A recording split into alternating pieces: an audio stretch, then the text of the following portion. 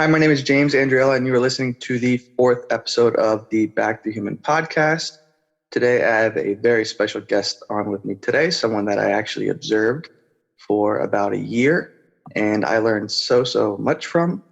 I have Dr. Christiana Marron. Good morning, James. Good morning. It's good to connect again. Oh, yeah.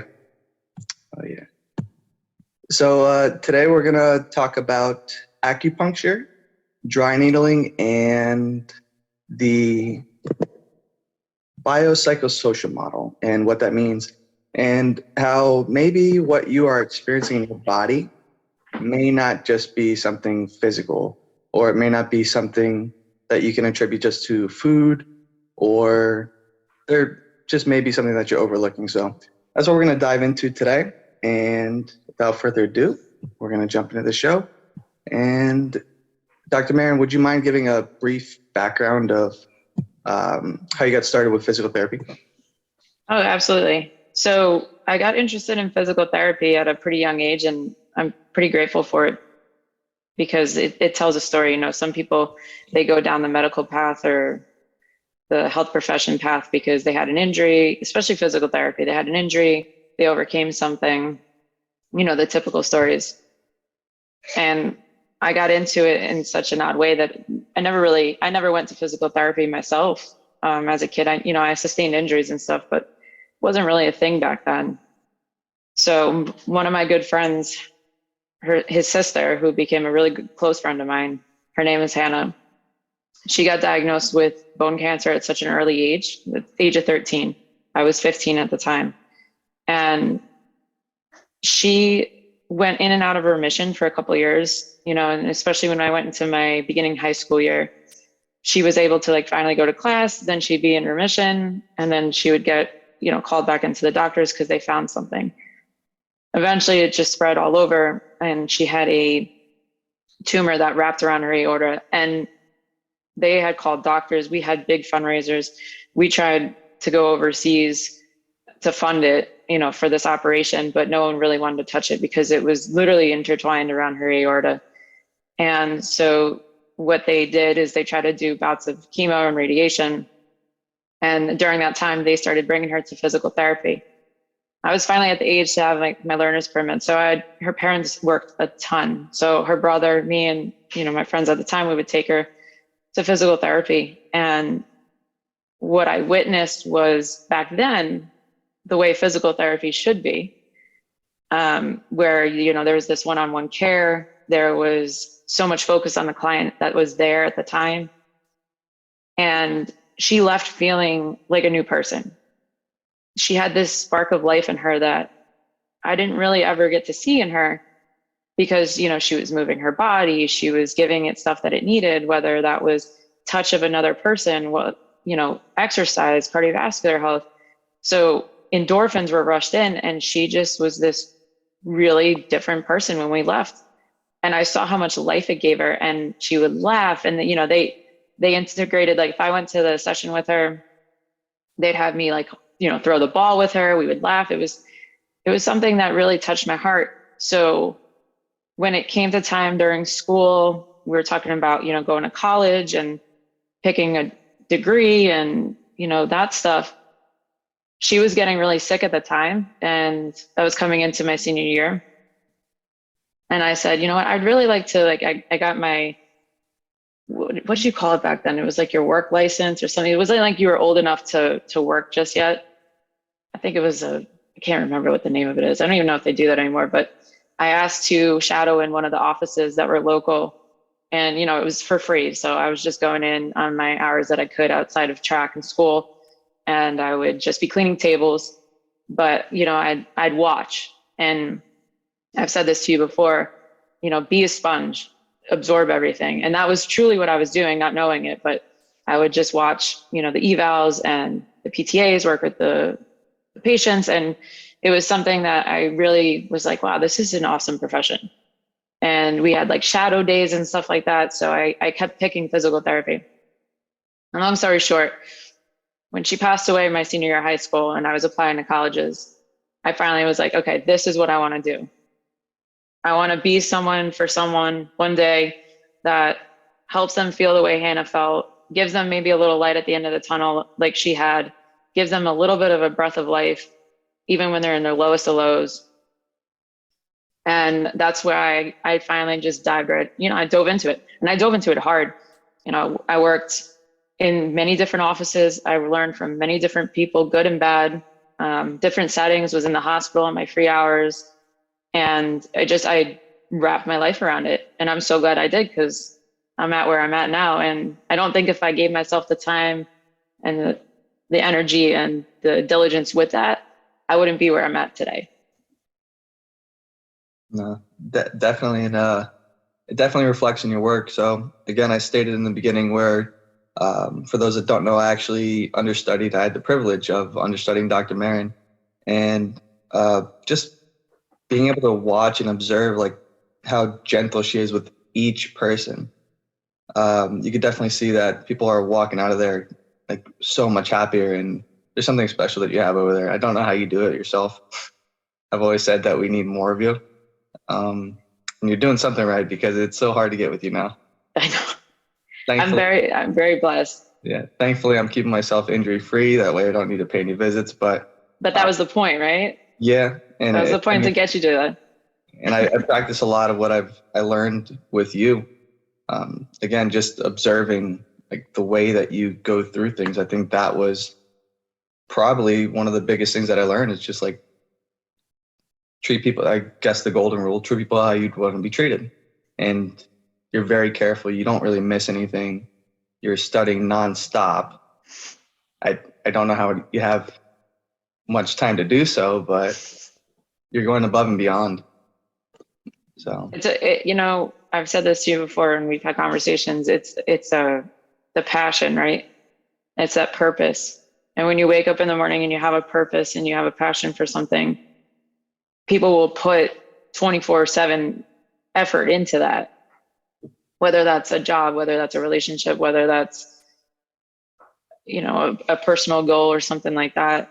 If you have that passion behind it, you'll never work a day in your life.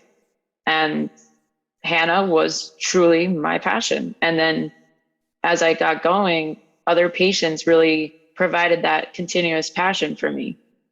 So, helping other people and seeing them out, overcome stuff they didn't think was possible. That passion just revs my engine. And don't get me wrong, I'm not perfect. Mm-hmm. I appreciate when you say like, I have no mistakes. I have mistakes. We like to call them mess mistakes, like mess. Yeah. They're messy, but it's what drives you. And that's what I keep going. I keep wanting to learn. You've inspired me a lot too with my health recently, especially with the raw milk, the raw yogurt, everything that you speak on, I've followed. And I finally, finding an answer for myself when every medical profession out there was like, well, the blood work's okay, but it's like, yeah, I don't feel well. And I do a lot of the right things, but what am I missing? Right. And so, I've inspired you, but you've also inspired me in the background to make sure all these little things with my health were in check. And that caused me to study more. Christopher just bought me this book about herbology, and I really want to dive into how we can, get our own medicine from the earth and what that's been given to us. So I'm diving into this very holistic pathway that I never really thought I would go down. But it's true when, like, your case with, alcohol and stuff like that, when you rise out of that stuff, it's like something happens to you and it like causes you to change.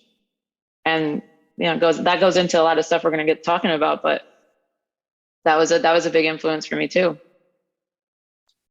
So you're going to start growing herbs on your apartment? My little balcony over here. Yeah.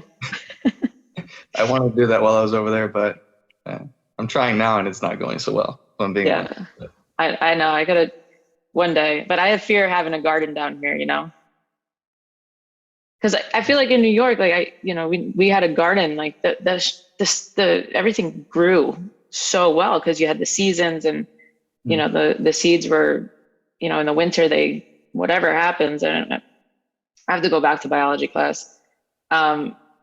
But I just feel like down here, there's like only so much you can grow, you know, because it's so hot all the time.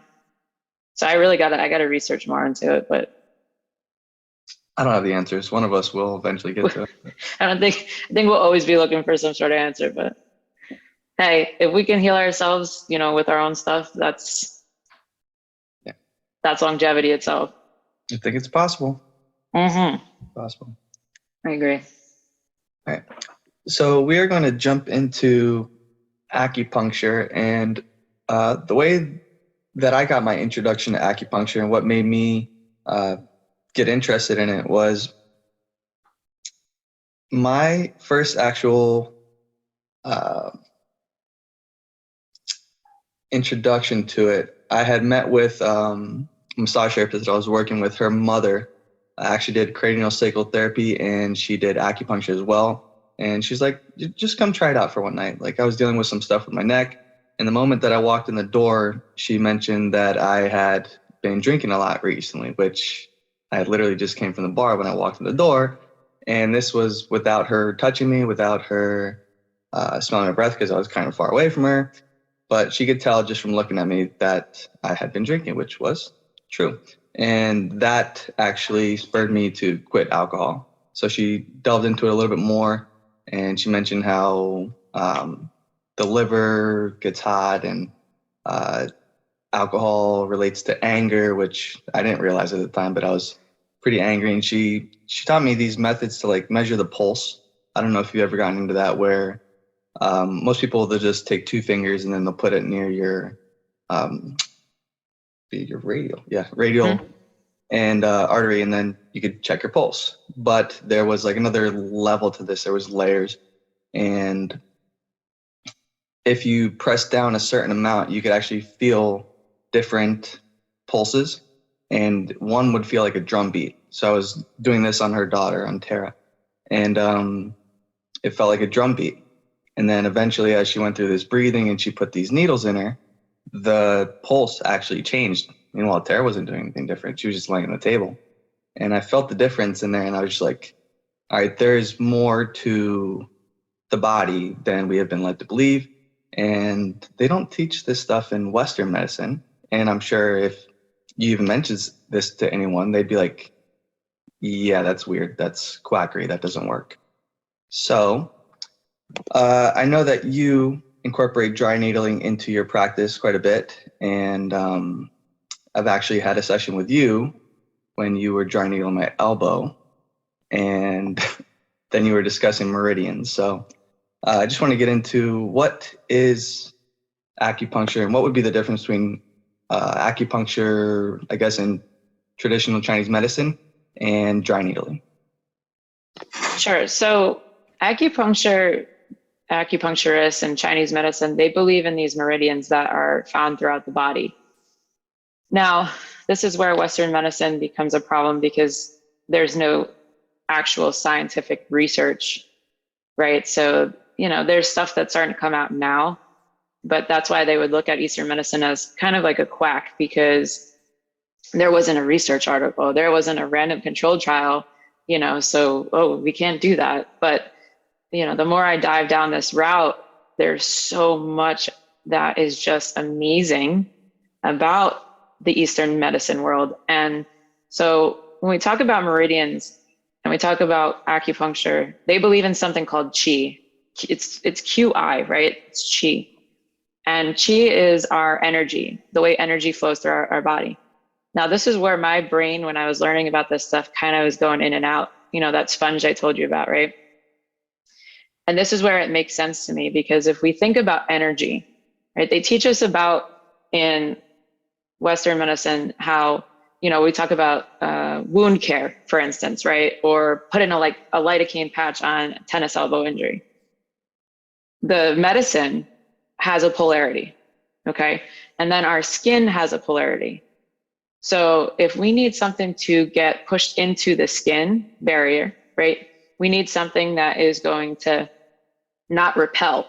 So if the outside of my skin is negative and the inside of my body is positive, I have to have some sort of ion medication that's going to allow it to get pushed through that barrier.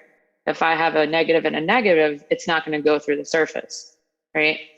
So when we talk about energy in terms of Eastern medicine, they believe in energy as blood flow.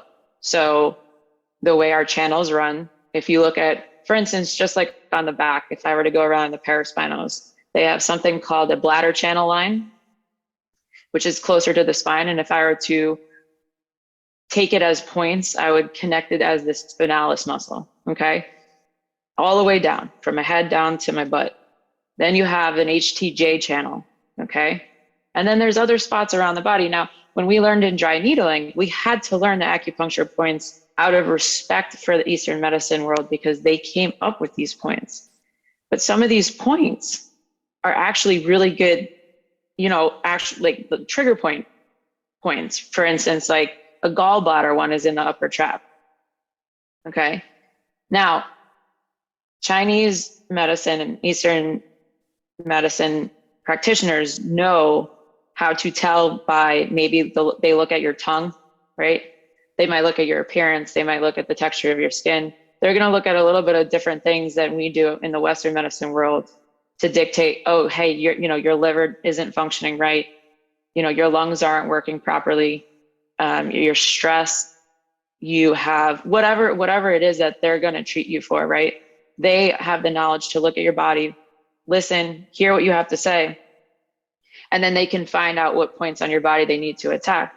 Where in the dry needling world, we're kind of looking for, oh, if you have tendonitis of your supraspinatus, I'm going to put that point into your supraspinatus. Or, oh, you're having upper trap discomfort, I'm going to go into your gallbladder channel, but I know it as my upper trap.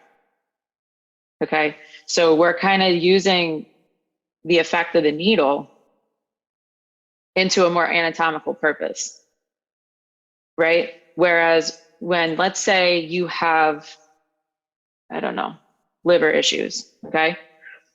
They're going to put those points along the liver meridian lines and maybe some other ones. They call them Shi points.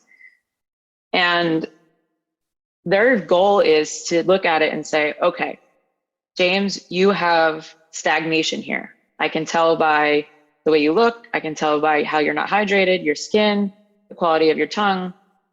I know that you're not getting energy through that meridian.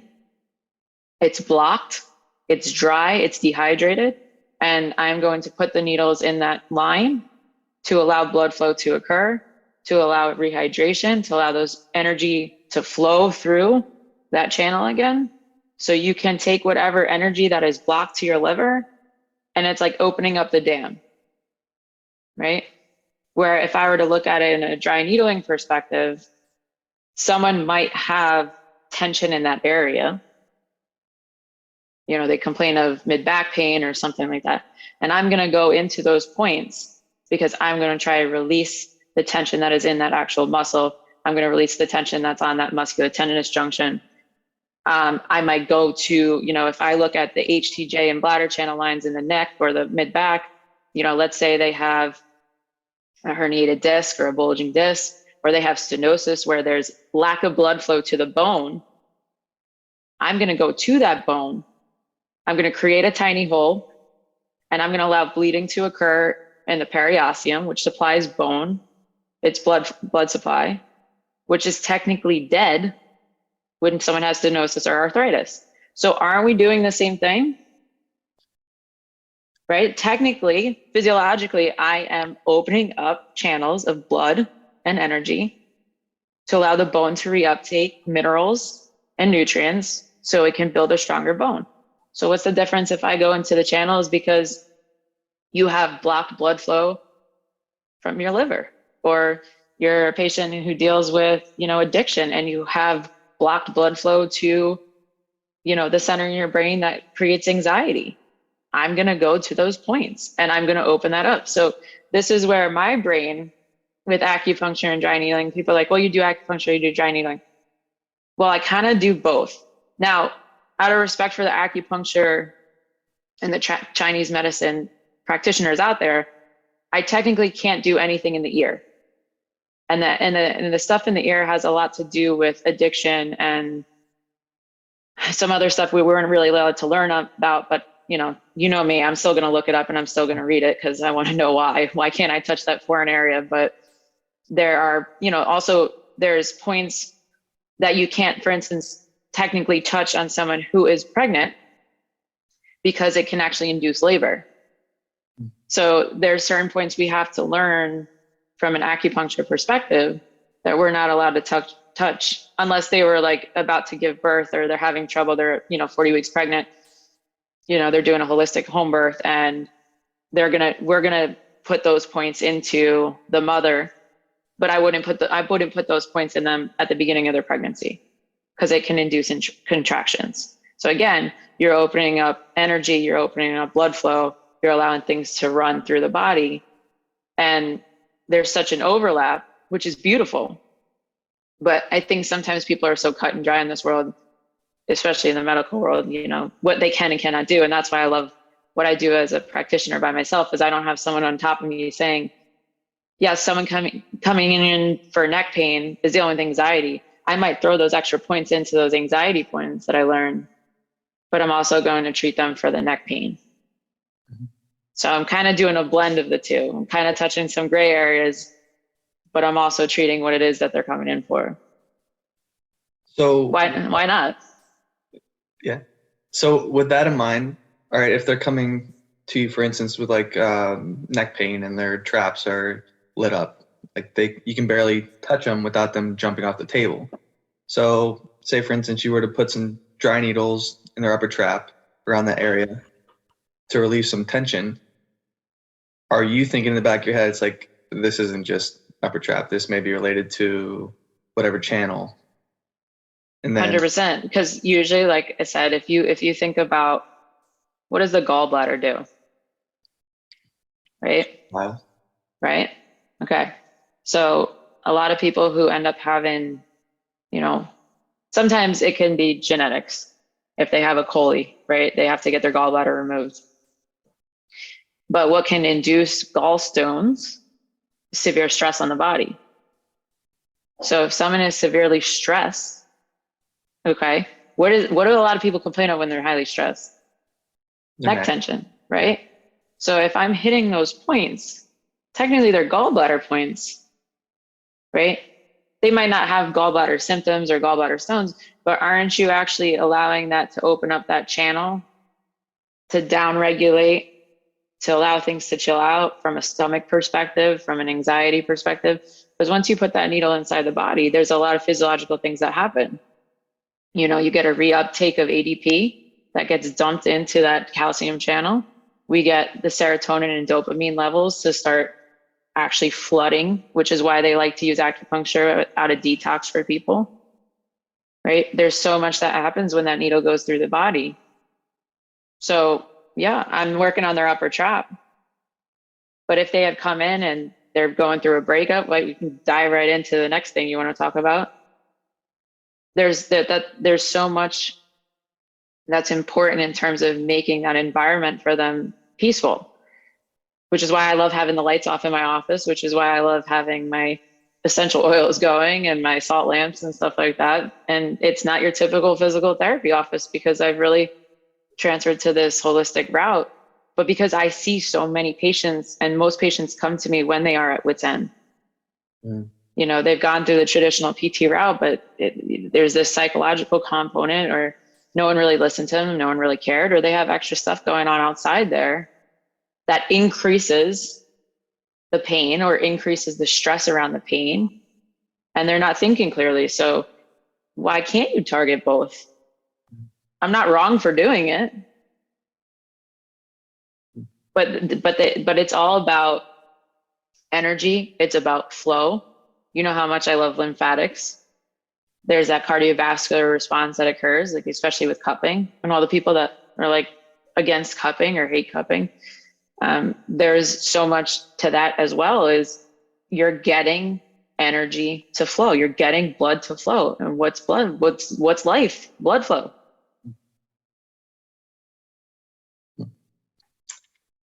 So I remember you mentioned polarity, which I was actually going to ask you about, like when you add the microcurrent. Mm-hmm. So I'm not sure if you've read Dr. Tennant's work, Healing is Voltage, but he discusses polarity and how the organs are actually like Tesla coils. So they work in pairs. And again, how you mentioned, all right, well, if your liver, kidney isn't working properly, you're not getting energy through there, and then you're able to tap into that and kind of get that channel moving again, then the whole system's gonna work a little bit better. So with the polarity, something that he discusses is the muscles are like battery packs. So we have like the Energizer Bunny. If we work out, we're going to feel better. We're going to feel more energized. But if you're stagnant, you're not moving, guess what? You're never really recharging yourself. Or if you're not grounding, you're not getting plugged back into the earth. Everyone will plug their phones in, then they'll plug their technology in, but they never actually plug themselves in. So with the polarity, he mentions how eventually the battery pack, if you're completely drained, the polarity of the battery will flip. And it doesn't matter how much you try to recharge it, you can't get the energy back in there.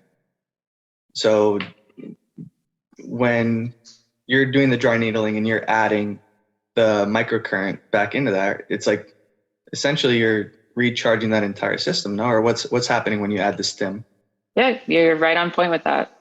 You are right on point on that.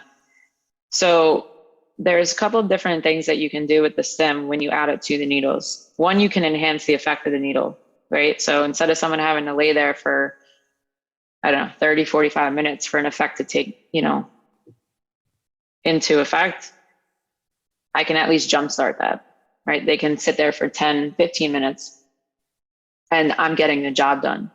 But that's not really where I'm going with this. What you can do is two different things. If I need to target from physical therapy standpoint, okay, if I need to target their rotator cuff, right? It's not working properly.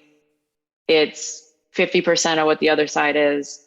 If I put those needles into the rotator cuff, maybe let's say the tendon and the muscle belly, and then I put a stimulation to that needle, I am trying to jumpstart that battery pack again. Okay. It's kind of like restarting the heart, when they do the paddles on an AED, right? I am sending a current that is overriding my nervous system to then tell the brain, hey, we got to focus on this area. This needs to jumpstart now. So he's very right when he says it's like, if there's muscle that's stagnant, it's not moving correctly, it's not working properly, there's a neurological impairment to that area. Now I'm sending an electrical current to that to allow that to, oh, okay, there it is. That's what I need. And to start pumping itself again, just like when you restart a heart with an AED. However, what is my goal? Let's say someone comes in with really bad sciatica. And here's the thing with nerves. Nerves scar very easily. They scar very fast. So when someone has sciatica or they have, I don't know, radiculopathy or carpal tunnel or something like that, sometimes they'll get to a point where that shooting, that burning, that tingling is gone, but they'll be like, oh, but my hamstring's so tight, or oh, my wrist is just so tight still. Like I feel like there's still something there, but it's not shooting like it was. That's because the pathway that nerve ran is now scarred, and it scars faster than any other tissue in our body. So what you're doing then, right, is I'm going to follow and I'm going to trace the points along the sciatic nerve from where it exits the canal in the spine, all the way through the glute, down the hamstrings, where it splits between the knee and the calf to the Achilles. And I'm going to run a current through that. But I have to change the frequency and the wavelength. Because if I keep a frequency and wavelength the same as I would if I were trying to jumpstart a muscle, I'm going to get the hamstring and the calf to ignite. I don't want that, right? So nerves also work off of different wavelengths and frequencies. So if I were targeting to jumpstart the rotator cuff, going back to that, right? I'm going to have a lower hertz, let's say 2 to 5 hertz going, and maybe a 250 on the wavelength. But if I'm going to try and target my nerves, I'm going almost 100 for the hertz and maybe 150 for the wavelength. Now that is the signal, and that's the current that nerves need to actually take the scarring away from the nerve. And I'm trying to actually get a stimulation to the nerve itself. You see what I'm saying? Yeah. So different tissues in the body require different wavelengths and frequencies to get there going again.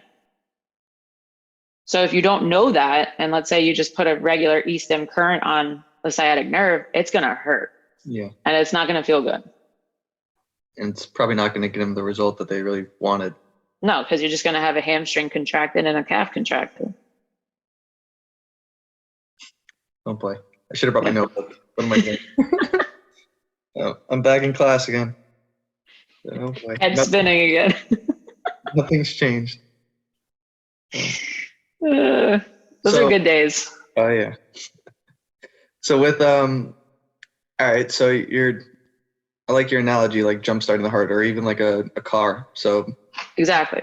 if your battery's dead, then it doesn't matter how many times you try to like crank the ignition, the car's not going to start unless you get it some type of voltage, unless you kind of give it a little bit of a jump. So is that what you're seeing in the case of like rotator cuff injury, where they may be so low, I'm going to call it voltage, but they may have such low energy there that it doesn't matter how much manual work you could get them into a passive range of motion, active range of motion, they may not be able to contract there. But that really will not start working until they get that additional little bit of voltage. Like it doesn't matter what you do. Or I guess my question would be, obviously the muscles are battery packs and you have these meridian lines. Does it work both ways? So where if I'm exercising now, like those meridians, like all the channels are flowing? Because they're open, because you're allowing energy to flow. So from an acupuncture standpoint, if they hit those points in the shoulder, right, they're allowing blood flow and energy to flow through that muscle belly. That's what they look at it as. They say, okay, your rotator cuff's not working. I'm going to put these points. Maybe they're like a little bit of, I think they're large intestine points on the shoulder with some small intestine. So if I'm hitting those points, I'm allowing energy to flow through that muscle again. Where from a physical therapy standpoint, I'm saying I need to change that voltage of that rotator cuff. And I need to get that thing stimulated again. I need to jumpstart it. And then where does exercise come in? Well, now I'm trying to keep the fact that I've now restarted that neurological response, and I need you to stimulate it and continue to stimulate it. That's the importance of the rehab exercises that no one ever wants to do. But they're important because, yes, you could come to me every single day and I could do it every single day, but that's not the point. The point is for me to jumpstart it, and then you have to keep allowing that blood flow to continue, and you have to keep sending a signal to your brain to actively say, hey, if I'm pitching in baseball, right, my rotator cuff is strong and supportive of my shoulder. But if you think you're going to go to PT once and get that jumpstart neurologically, and you don't follow through with continuing every day to send a signal to your brain to say, hey, this is what it needs to continue to do, you're going to be back in my office and you're going to complain that there's still pain. Does that make sense? Yeah. And as I get deeper into my profession,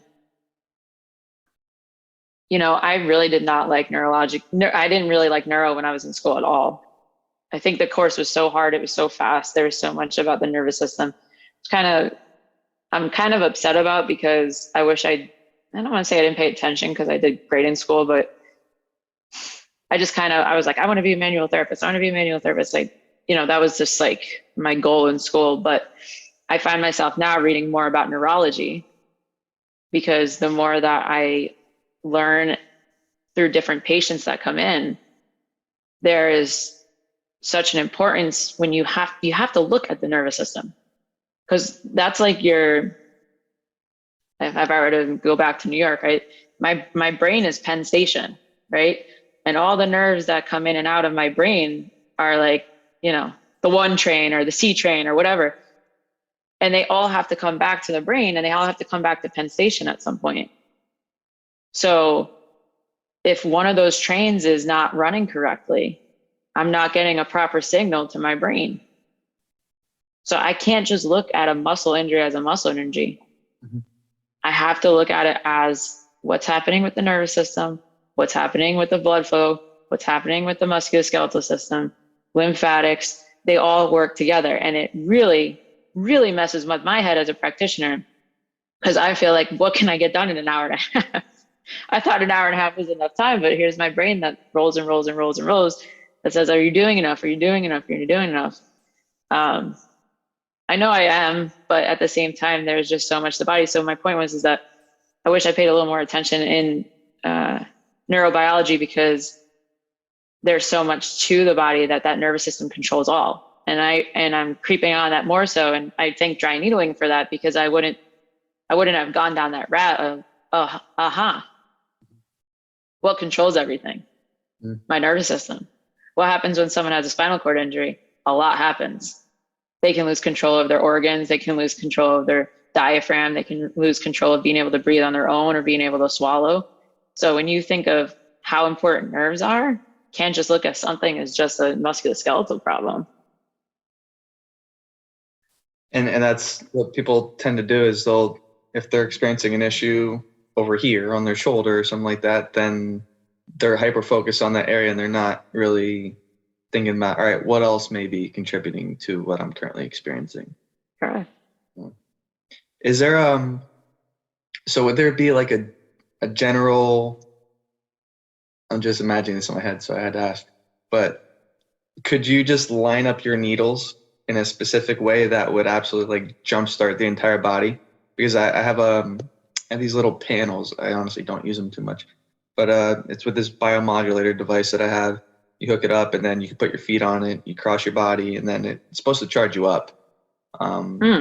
So is there a way that you'd be able to do that with dry needles, which just hits like the entire system, and maybe like they show up, I'm maybe offering new service for you, but where they show up, they come in for 30 seconds and then bam. Just let it go. Yeah. Yeah. You know what? I don't know. I never really learned that. I never really researched it, but, you look at stuff that's coming around like PEMF, that's like a route I would say that I would go. Because sometimes also you have to remember, people can't tolerate being like still, having 1,000 needles in them, and then me just sending an electric charge to their entire body. Frankenstein. Yeah. Some people can't tolerate 2 needles. So something like, PEMF or like the use of red light therapy, I think that's a better alternative. I know it's not what we're thinking, like, okay, I'm jump starting something at the level of like, I'm at the nerve and I'm igniting something, but that's another way to kind of get the cells to regroup themselves and energize and get that ATP going. So technically, because you're getting light absorption and you're getting absorption through the cellular level with PEMF. So technically you are kind of restarting that system that way. And you could lay on a whole, mat or platform and have it electrically charge your body. So, like you said with the biomodulator, you can do the same thing.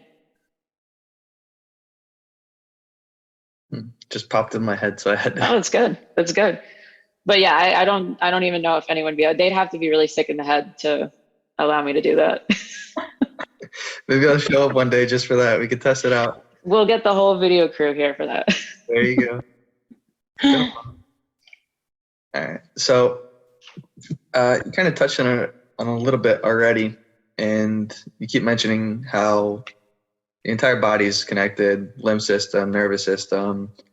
And what I really would like for you to explain is the biopsychosocial model, because I actually, go figure, you brought this out of me. I was dealing with some elbow issues. For those that don't know, I dislocated my elbow a few years ago, and I never had surgery on it, but it would kind of just keep subluxing, and then I would run and go cry to Dr. Marron. She'd pop it back into place. She'd count 1, 2, pop. I'm waiting for 3 and it's done. But yeah, I was dealing with an elbow issue for a little while, and it's kind of subsided. I haven't had to go back in probably over a year. I'd say close to 2, maybe. Wow. Yeah. And I'm able to do pull-ups, push-ups, bench press, whatever I want, and no issues.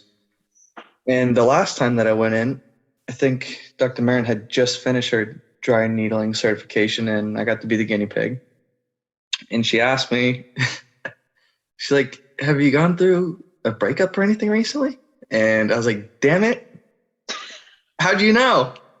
And I think you mentioned that it was related to like the heart meridian. And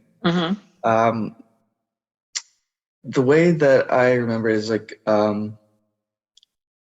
always felt, and this me being vulnerable for just so that the audience can kind of realize that what you're experiencing in your body may not just be physical, but maybe like some trapped emotion or something that you're not allowing yourself to feel. So anytime that my elbow really started to flare up, I know that there was like something internally going, not, I don't want to say wrong with my life, but something that I wasn't honestly addressing with myself. I wasn't spending the time to sit there and just feel, literally just feel. It doesn't mean I have to do anything with it, but allow myself to feel whatever's coming up. So a lot of what people may be experiencing in their body may be a manifestation of something that they're internalizing. So if you'd like to jump into the biopsychosocial model. Yeah. It was a blessing in disguise that I got this internship, or it was actually one of my clinical rotations. I think it was my second one. My second year of PT school, I had a opportunity to go work at NYU downtown off of Houston Street. And it was just exhilarating because I was so excited to commute into the city. At the time, I actually was just like halfway between getting diagnosed with breast cancer. There was so much going on at that time. But I was just so excited because it was a one-to-one physical therapy office. And NYU is such a big name hospital. But this was like a smaller subsidiary place outside NYU. So it wasn't attached to the hospital, it was, downtown. But they specifically worked on chronic pain patients. And I was like, oh, because when I first got in touch with my instructor, Carlos, who was amazing, he had given me all this reading to do before I even started. And the previous rotation, I didn't have any of that. So I was like, oh my gosh, this guy is sending me a lot of stuff. So, okay, let me dive into it. Let me read it. It was all about psychology. And I was like, what? Like, why? But when I finally got there, I realized what I was doing. So Mondays was like, I would say our round table. Like I'd go in, I didn't start early in the morning. I'd go in maybe at like 11. I'd be there till maybe like 7. But it was a round table discussion where I sat with the cognitive behavioral therapists that also worked out of that office. So these patients would come in and I would evaluate them and I would treat them. And those patients would also be seen by a cognitive behavioral therapist. Because if you have 10 plus years of pain, even 2 years, 3 years, I mean, I think that's chronic pain, right? A lot of the times you will see a psychological or a social aspect to it as well. And what I mean by that is that we learned how in my evaluation, yes, you did a cardiovascular workup, you did a neurological workup, you did, special tests, you did a whole orthopedic exam. But then I was asking certain questions about their life. Okay. And we checked them off as flags. So a black flag was like someone who maybe had suicidal tendencies, thoughts of suicide or death or anything along those lines. Red flags were something where they were not as extreme as the suicidal, but they just had harmful thoughts about themselves, maybe just hurting themselves in general. And we looked at these different aspects. And as a physical therapist, all the stuff I've learned in school was nothing like this. So it brought me back to undergrad where I worked alongside of like, what are your basic human needs, right? Maslow's hierarchy and Maslow, sorry. And what is a basic human need? Now, if someone doesn't have basic human needs, right, and they're going through, or had started off as what it was, an injury, has now long-term sustained into 5-6 years. What is the rest of their life looking like? What are they going through? Okay. So we would talk with the CBT therapist to come up with treatment plans, because sometimes you can't treat someone who has chronic pain the same way that someone's just coming in like an NFL guy off the sidelines. Not to say that those guys might not go through psychological issues, but you get my point there. So when you look at the biopsychosocial model, think of it as like a Venn diagram, like 3 circles, right? And there's a biology, there's a social, and there's a psychological. So the biology is, okay, is there a true physical impairment? Is there something going on with the neurological system? Is there something going on? They have a herniated disc, they have a torn supraspinatus, whatever it is. Now the social aspect is, what does their outside life look like? Do they hang out with people that are positive people? Do they have, do they put themselves in scenarios like they go to yoga class, or do they spend more time in the bar? Do they spend their time most of the day thinking negatively about themselves? And then there's the psychological aspect, which is, okay, previous childhood trauma, were they sexually abused? Are they going through a breakup? Are they going through a custody battle with their, ex-husband or wife? And a lot of the times when you get speaking with these patients, you're seeing this huge overlap. So they're coming in for neck pain that they've had for 10 plus years. They go for these scans, right? MRIs, or I go through and take them through a whole physical exam, but I can't reproduce the pain. And there's nothing on the scan, right? So from like an actual life or death situation, there's nothing wrong with them, right? Physically, there's nothing wrong with them, but they have all this social anxiety, or they have this psychological trauma that's been sitting and bothering them, or they're going through an active custody battle, and you're going to see a lot of overlap with that. So if I don't help them from a psychological standpoint and get them the treatment they need, how am I going to give them the power to heal themselves or heal their injury? And a lot of, I guess you would see it with the majority of PT places, like just naming some, select physical therapy or core rehab, where it's like just in and out rotational. Yeah, it's a mill. They're focusing strictly on the biological aspect for the most part. Because that's all they can. Yeah. That's what insurance allows. They just say, okay, you're going to heal your body in 4 to 6 weeks. You come here 2-3 times a week, and out the door you go. And this, how many of those are actually fixed in 6 weeks? Yeah. Not many. Not many. I had to pretty much pull my mom's hair out to get her to go over to you, and she was stuck going to those physical therapy places. I'm like, you need to see Dr. Marron. Yes, it may be more expensive. Insurance is not going to pay for it, but it's going to be so much more worth it. You get what you pay for. And now your mom loves coming to see me. Oh, I know. Now you two are like besties. I know. See all the Facebook posts. And I know. She loves me. Oh, boy. But it's true. It's true. There's unfortunate, and this is where, my whole, I don't say the whole reason why we opened up my own practice, but when I first started working, it wasn't like it was when like Hannah was sick. It wasn't like it was at NYU where I was one-to-one with a client. I would come home and I'd be so upset and I'd be miserable. And Christopher's like, you didn't go to school for 8 years to be a doctor and be miserable. You don't go through life doing all this stuff to then just put yourself in a stagnant job. And like, what are you going to do this till you're 50, 60 and be miserable? If the system isn't going to change, I have to change. Mm-hmm. I have to create my own pathway so I can do what it is that I want to do and provide a quality service or provide a quality care to clients that this world needs more now than ever, especially with what's going on. So I am so grateful that I took that leap of faith and that I have the support at home to be able to make that leap of faith, because a lot of practitioners stay in these jobs because it's what they have, or they don't have the whatever. I mean, I can't even say that we had money. We didn't have money.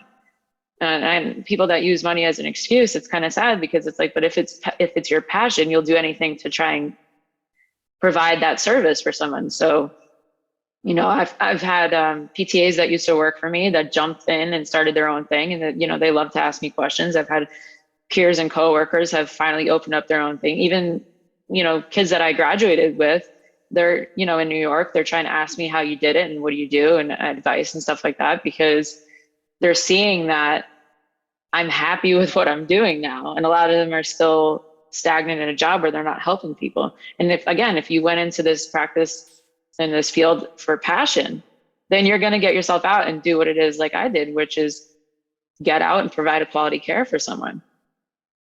And until most of us PTs, and I can't even, not even from my field, but the more of us that start doing stuff like that, insurance companies are going to ultimately feel it, and they're going to have to change their ways. Do I see it happening when I'm alive? Probably not. But if I can set some sort of standard and inspire more people to get going on that, maybe I'll make a change from a micro level that can change to a macro level, which is why I hope to start doing seminars soon and get that kick-started, so I can teach others, like, hey, you might not have all the answers. I still don't have all the answers. But if you have a burning passion about this field and you truly want to make a difference, you'll get your butt up and you'll do what it is like I did, and provide that quality service and provide that quality care and make a difference. Again, do I see it changing? I don't know, but I feel like if most of us, I see more people now doing this than when I started, because I got such blowback when people would call me and I'd be like, no, I don't take insurance. And they'd be like, what do you mean you don't take insurance? No, I don't take insurance because I actually want to spend the time with you. I don't really get that blowback anymore. And I think that maybe it's just because people know who I am now, but I think I see more practitioners, at least from social media, providing care like I do, or providing a service like I am, where they're one-on-one and they have their own small little place. And it's really cool to see, because to be a part of that movement means that we might make an effect on the big medical system at some point, where things are going to start to change. Because what are you going to do? You're going to sit in a job for $60,000 and be miserable every day? You can't even spend 5 minutes with a patient.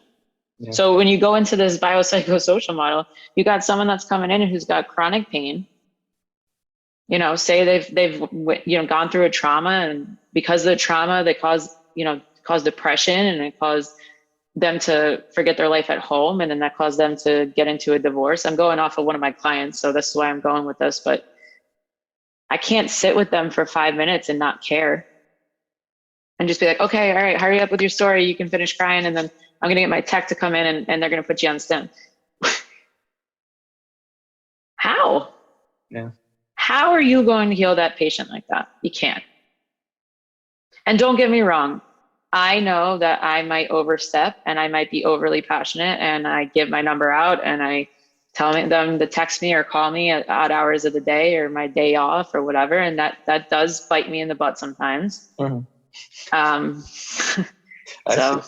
I know some of my mentors might yell at me for it. And I know, because then it frustrates me. But at the end of the day, you are dealing with a human life. And if you can make that person see some sort of light, you're providing a quality service and you're doing God's work. So in my eyes, I have my days. I really have my days, but I wouldn't change it. You are the sponge now. I am the sponge. Still, always a student. Yeah, but people are just really underserved at the moment, it seems like, with everything. When I went to make the endocrinology appointment, they told me for myself, November. I'm like, I got to wait another 6 months to feel like this? Get out of here. And thankfully I have a connection with a patient that worked at who pushed it up. Not because I asked, but just because I didn't even want to post on social media that I was going through stuff. I'm really grateful that I did, because he's the one that was like, hey, what's going on? And I spoke to him and he goes, when's your appointment? The next thing I know, I'm getting a call from like, they booked me for the next week. I was like, okay, I'm there, but people don't have that opportunity. So they live 5, 4, 6 months waiting for an appointment to maybe get a half-assed answer from a doctor. And that's why I instill, and I've instilled it in you, we have to be our own health advocates. We can rely on a doctor for correct information, or maybe not to do the wrong thing or take the wrong thing at the wrong time with what it is our bodies are going through. But I really try to instill in my patients, like, ask me questions, ask me things. If you see something, ask, can I do this? What do you think about this supplement? What do you think about if I do this? Let me be the one that helps guide you, but I'd rather you research and find some answers yourself. Because what are you going to do? Wait 6 months for an answer? If you even get it? Yeah. Well, it's like you said, like, you've been dealing with your issues, and then you go get the blood work and they're like, oh, no, everything's normal. But yeah, everything's good. You're healthy. You're muscular. You look good. Yeah. No, yes. I'm not okay. So that translates over to the PT world too. It's like, well, I'm dealing with this issue and it's not really going away, but it's like, there's nothing there.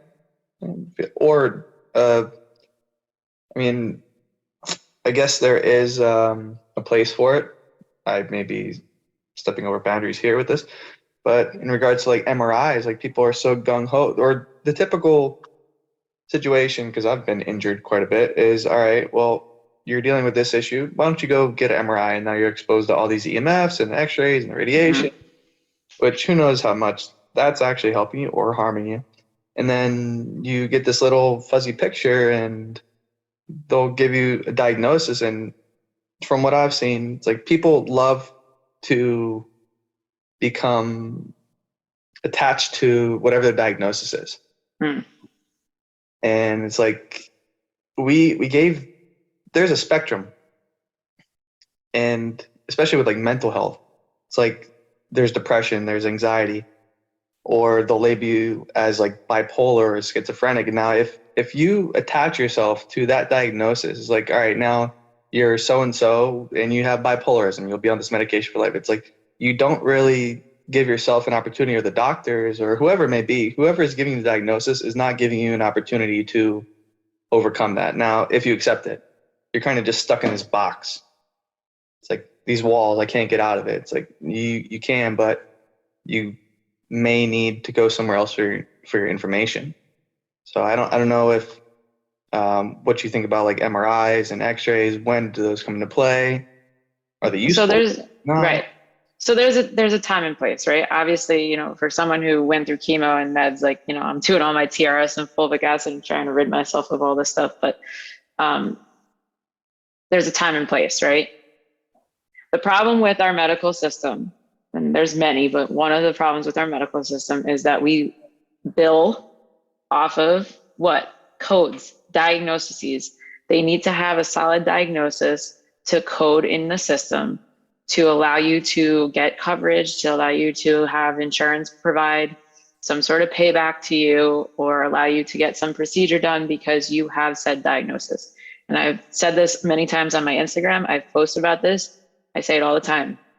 You are not your diagnosis. I don't sit here and live through, I had breast cancer. I don't introduce myself to people and be like, I had breast cancer, right? You don't, this world caters to this victim mentality where you get diagnosed with a rotator cuff tear, but then, that was 20 years ago. And then I asked the patient, now granted, you want to know previous injuries and stuff like that because they play a role, but they're like, oh yeah, but my rotary cuff just, it was 20 years ago, but we got to be careful because of my rotary cuff. I'm like, you still have shoulder pain?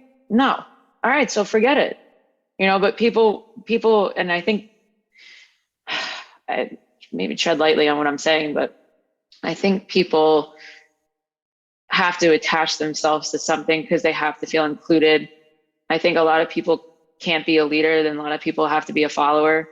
So they will, join a Facebook group for back pain, or they'll join a Facebook group for moms who are pre-eclamptic, or something like that, because they have to tie themselves to this condition to feel like they can get support. Maybe they aren't getting support. Go back to the biopsychosocial model. Maybe they feel like they can't get answers from someone. So they tie themselves to this diagnosis, like RA or lupus or whatever. And then you got all these groups and foundations, and because it's an inclusive criteria. Well, you can't be in my group because you don't have lupus. You don't know what it's like because I have lupus and you don't, right? But a lot of that stems from the way our medical system is putting you in some category. So going back to it, like, yeah, MRIs, there's a time and place, right? If I feel like it's necessary because I'm worried about the state of that person, I'm going to send them for an MRI. If I don't have to, though, I'm not doing it. What? Yeah, it's like it's strange because it's like, that's like you said, the victimhood mentality. It's like that's people's way of relating to others. And we get it all the time with Jade's pregnancy. It's like people want to share these negative stories about what happened with their pregnancy and what went wrong. It's like, what went right? Like, where's the good stuff? Can anyone talk about something that's like positive? No, they can't. You don't see it very often. No. But that's why, you know, Christopher and I, our value here is 4 quarters are better than 100 pennies. So I'd rather include myself with people that have this positive, like-minded attitude.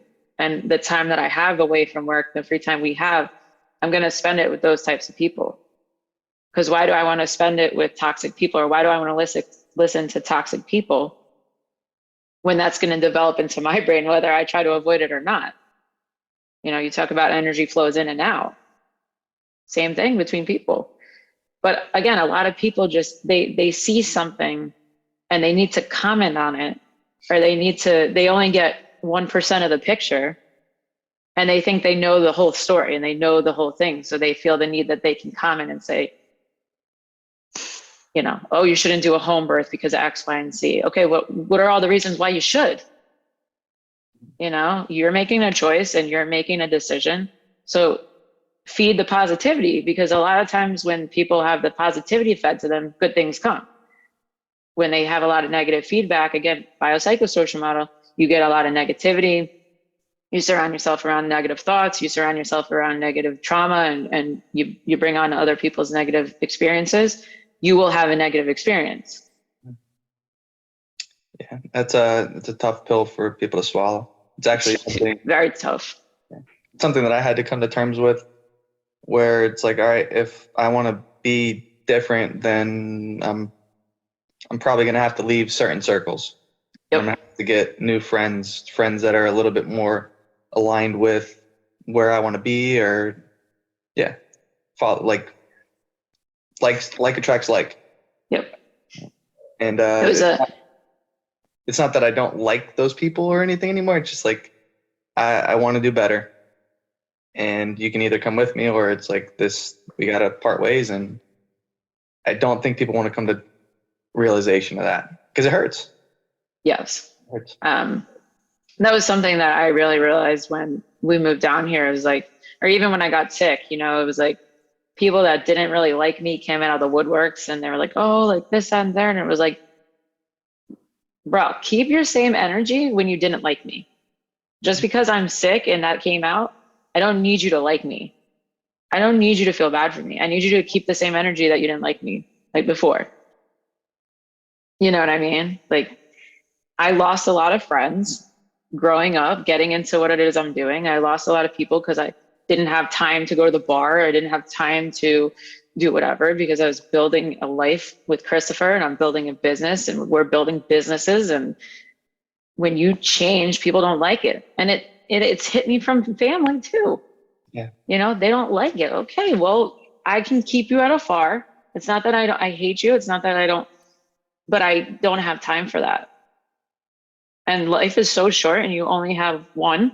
So I'm going to spend it the way I want to spend it, just like you're going to spend it the way you want to spend it. And if you want to be open to hear what it is I have to say, maybe like listen how we live our lives, or how live my lifestyle, my healthy lifestyle and this, that, and the third, I will teach you. I will open that to you. But I don't sit here and try and put that agenda on you. I don't expect you to sit here and put your agenda on me or have a biased opinion as to what it is I'm doing, because I'm not putting a biased opinion to what you're doing. But that goes back to the way our social society is right now. Hard to fix. It is. It is very hard. Doesn't need to be fixed. If everyone got along, would it even be fun? I don't know. If there wasn't that polarity. No. I don't know. So last little bit on the biopsychosocial model. Just again, to reiterate that what people may be experiencing might not just be like physical. It could be something else. For the most part, I always eat healthy. Like I'd say like 95.5, if not more. I don't really do cheat meals or anything like that. So I tend not to ever get sick. But the times when I do, Jade actually helped me learn this, and I didn't want to admit to it at the time.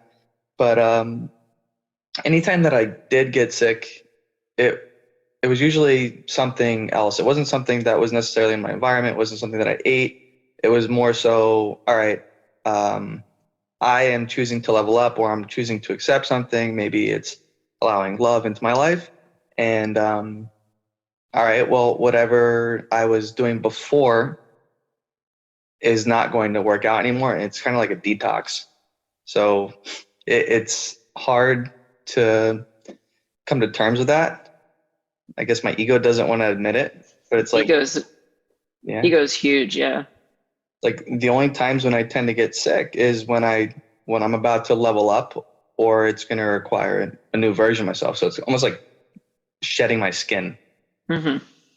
So we were mentioning before when we were talking how when you got sick over the previous 2 years, like there was stuff going on in your life. If you want to kind of mention that again.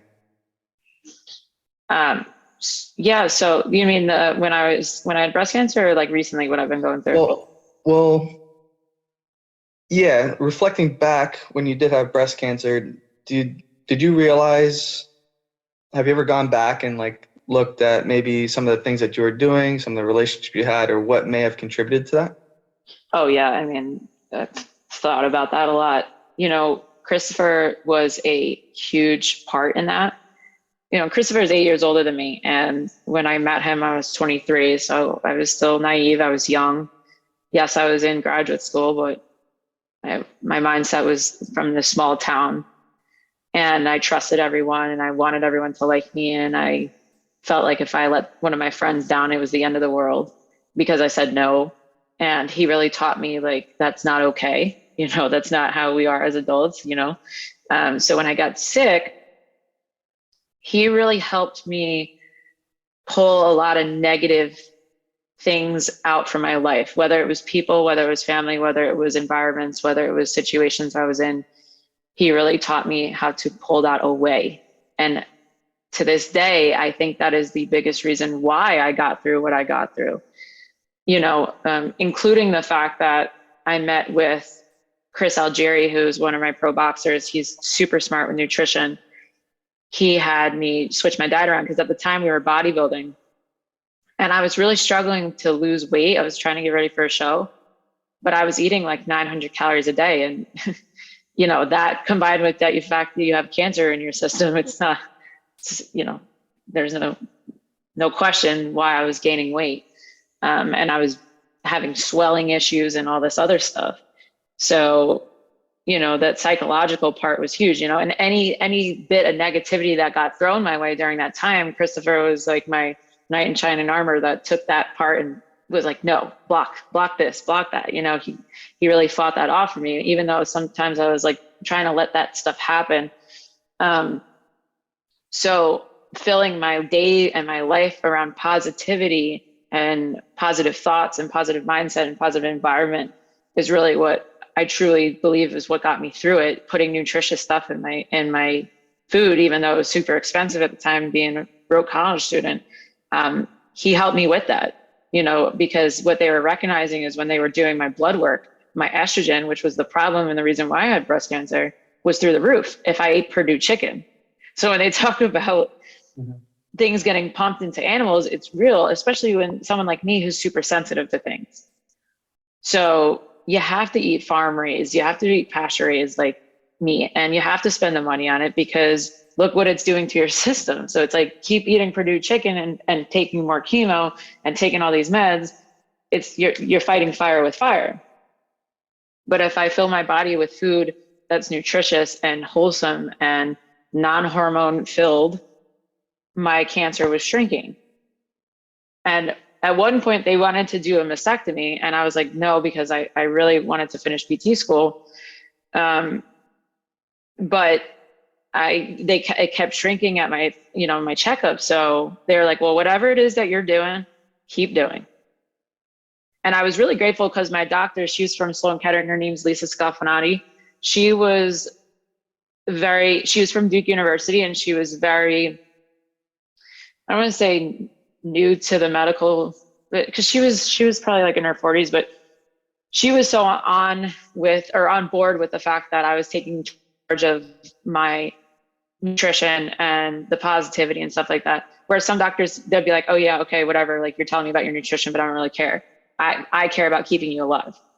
Okay, but that's a big part of it. So I was really grateful that she was on board with the stuff I was eating and what I was doing. And she supported that I kept training. I wasn't training at the level I was, and I wasn't trying to diet down. I got off Anavar that I was on, and I stuck to treating my body and filling it with positivity and good food. So going back to when I got, I don't want to say sick this year. I wasn't really sick. It was just a weird, it's just weird. So I got COVID in December. In February, and again, a lot happened with my family. A lot happened, Jordan passed away, and I kept working, but subconsciously, I know a lot weighed on me. February, I had a massive rash that was just all over my body. I had swollen lymph nodes in my neck, and I just gotten a clean bill of health from my OBGYN, and I'm like, what is happening? Like, do I have cancer again? Like, do I have lymphoma? What is happening? So I went to get this blood work done, and they said my ANA was like off the charts, and you might have lupus or you might have some autoimmune disorder. And I'm like, I went for this testing when I went through breast cancer because my mother has RA. So they were testing me back then, but now all of a sudden I have some positive markers. So I was so confused. So I went to a rheumatologist. They did more blood work, only to find out that I had a little bit of thyroiditis. There was swelling around my thyroid, but my blood markers like T3, T4, TSH was all fine. So it's not like my thyroid had a problem doing its job, and my pituitary gland didn't have a problem doing its job. I didn't have lupus. I didn't have RA. I didn't have Sjogren's, but I had still a very high autoimmune marker. So obviously my body was fighting itself. So then I go to this endocrinology appointment where they did an ultrasound of my thyroid. That's when they saw it was swollen. And I put on like 15 pounds, and I'm like, I'm not eating. I mean, I'm not training enough, but I don't really eat like shit, but I don't know. So she went through everything with me, like, talk to me about what you're eating. And when I really sat down and finally like wrote out what I was doing day to day, I like completely went away from what I used to do when I was sick, with chemo, which was getting all my meals in, making sure my food was nutritious, making sure it was wholesome. I would just like have a yogurt, or I'd have like a protein bar, and then I would just not eat. And then I'd eat when I got home, or I'd overeat, and it's like 11 o'clock at night. And I was having this crazy like chronic fatigue since that rash. Like, I could sleep 8 hours, but I would be crashing in the middle of the day. Like, I can't even keep my eyes open with a patient. That's not okay. So yeah, once she finally like spoke it into me, and she was like, I don't need to tell you this. She goes, I know you know it, but you really got to start getting rid of the, extra stuff. She's like, if you want to have, a vodka on the weekend, that's fine. You want to have a bite of ice cream on the weekend, that's okay. She's like, you want to have a Diet Coke? Okay, got it. But like, you can't do that every day. And I know better, I know better, but I don't know. So she told me, she's like, you got to be gluten free. You want to have dairy, it's got to be raw, which is why I really liked her. And then I was like all about like what you promoted. I got all the candles out of my office. I'm doing essential oils. I'm doing like air filters. I'm changing a lot of stuff. And I think I was like 161 pounds in June. I was 155 yesterday morning. And I'm not increasing my training as much, but I feel better. I look better. My skin is better. So it all goes back to the same thing, when I was sick, which is if you fill your body with the right things and you surround yourself around positive things and positive people in a positive environment, a lot of that stuff that illnesses and I truly think that if you have an autoimmune disorder, you can really prevent the progression of autoimmune disorders just by changing a lot of that stuff. But do people want to spend the time and do it? Yeah. So if you could say one thing to people that I guess are just afraid or scared to change their lives, like maybe deep down they know that they need to, but they're afraid to do so because they may not have the support or their environment, and they may have to do it on their own. I feel like a lot of the stuff that I've had to do, granted, there's always people that help me out, but it's like ultimately it came down to an internal decision. It's like, I know I'm not going to have a lot of support doing this. So if you could tell the audience, whoever's listening, one thing. I'd say what I said before is you only have one body and you only have one life. And if you want to keep going down the route that you're going, it's not going to hold up for you. It's not. It just won't. So technically, if you don't change, you're not going to be here long enough to find out what you are capable of doing. Just going to leave like a moment of silence in the end of this. But, Moment of silence. yeah. It's true though. I mean, it's to ask someone to change things. It's hard, but what I try to present to my patients is just change one thing. If changing all of it is way too much for you and too overwhelming at once, do me a favor and change one thing. Take one thing out. Don't add, just take one thing out and see how you feel. And then maybe take another thing out and then maybe add something in and then see how you feel. Because I think people just get overwhelmed. They read too much or they see too much and then they get overwhelmed, and that's why they ultimately never do what it is that they need to do. Mm. But people will change, and I'll tell you this right now, just like it did for me twice now. It wasn't until my body ran down that I finally had to open up my eyes and change. So they might be in the process of feeling or knowing like deep down that they need to make a change, but they're too afraid to. But they will when it comes to terms where something gets really hard and smacks them, and they're going to have to be forced to change. So if they don't want to change now, they will ultimately get led to something that will force them to change if they have the opportunity to. Yeah, if they have the opportunity. Right. Well, Dr. Marron, I want to thank you so much. You are very welcome. So much knowledge into me over the previous years. Having flashbacks of the notebooks, and walking out completely dumbfounded from your office. But it's PTSD. Oh yeah, but it was well worth it. I remember just working with my clients, things would pop up out of thin air. I called it the mastermind. It's like, I don't know where that came from. It's like, no, I know where that came from. It's like, just I'm kind of what would be the word for it? I'm using like Dr. Marron power. That's what it is. I can't think of it. You pulled it from the depths. Yeah. Dr. Marron is an absolute weapon. That's the only term that I can kind of come up with. You know so many different things. And if you are in the South Florida area and you're dealing with anything, I highly suggest that you book a session with Dr. Marron. It will be life-changing. Plus, you have Chloe there too. Yes. Chloe is always there with me. Mhm. I don't know who's doing more of the work, but Definitely her, not me. yes. So, where would people be able to find you? If they want to reach out to me, I'm more active on Instagram. My handle is just Dr. Christiana Marron, DR. Very simple. And feel free to message me, reach out, and we can talk. Awesome. Well, I'll leave that in the show notes. And again, thank you so much for your time, Doc. You are very welcome, James. I'm very proud of you. Thank you. Thank you. Proud of you. Awesome. All right. Thank you. You are very welcome. Bye. Bye.